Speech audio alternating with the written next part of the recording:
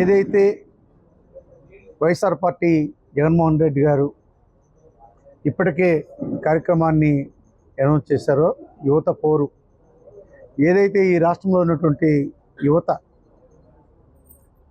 ఇబ్బంది పడుతున్నటువంటి పరిస్థితుల్లో కూటమి ప్రభుత్వం అడ్డగోలుగా ఇచ్చినటువంటి ఈ సూపర్ 6 హామీల్లో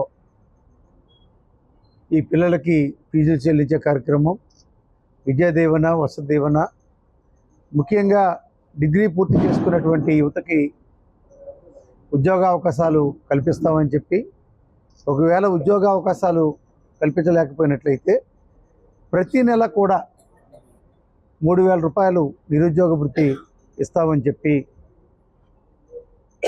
ప్రభుత్వం ఏర్పడి 9 మాసాలు ప్రభుత్వాన్ని నడిపి ఇప్పటికే ఒక బడ్జెట్ని పూర్తి చేసుకుంటున్నటువంటి సందర్భం. ఏ విధంగానైతే ఈ కూటమి ప్రభుత్వం హామీలు ఇచ్చిందో ఎలక్షన్లో ఎన్నికలకు ముందు హామీలు నెరవేర్చాలని, విద్యార్థులకు అలాగే నిరుద్యోగులకు అండగా ఉండాలని ఇచ్చిన హామీ నెరవేర్చకుండా ఈ బడ్జెట్లో కూడా పెట్టకుండా ఏవైతే 5 త్రైమాసికాలకు గత 5 త్రైమాసికాలకు ఫీజు రియంబర్స్మెంట్ కానీ, విద్యా దీవెన కానీ, వసతి దీవెన కింద దాదాపు 5,000 కోట్లు బకాయిలు పెండింగ్ పెట్టి ఈ బడ్జెట్లో ఈ బకాయిల్ని ఇంక్లూడ్ చేయలేదు. మరి ఏ విధంగా వీళ్ళు విద్యార్థులకు కానీ, ఆ కుటుంబాలకు కానీ, యువతకు కానీ అండగా ఉండాలి, వెంటనే ఆ నిధులు రిలీజ్ చేయాలని మా పార్టీ తరఫున నిరసన తెలియజేయడం జరుగుతుంది.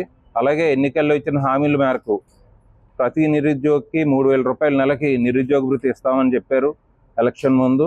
అవన్నీ ఈ రోజుకి కూడా వాటి గురించి మాట్లాడలేదు, దాని ప్రస్తావన మన బడ్జెట్లో కూడా పెట్టలేదు. కాబట్టి ఈ యువతకి మేము అండగా ఉండి, నిరుద్యోగులకు అండగా ఉండి, ప్రభుత్వం ఏవైతే హామీలు ఇచ్చిందో అవి నెరవేర్చే వరకు వైఎస్ఆర్ కాంగ్రెస్ పార్టీ తరఫున పోరాడడం జరుగుతుంది.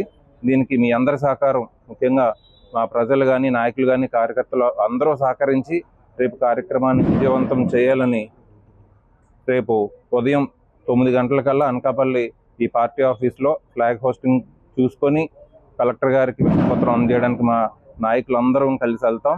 దీనికి అందరూ సహకరించాలని కోరుకుంటున్నాం. మరిన్ని వీడియోస్ కోసం ఛానల్ ని సబ్స్క్రైబ్ చేయండి. లేటెస్ట్ అప్డేట్స్ కోసం వాట్సాప్ ఛానల్ ని ఫాలో అవ్వండి. ఆ లింక్ డిస్క్రిప్షన్ లో ఉంది.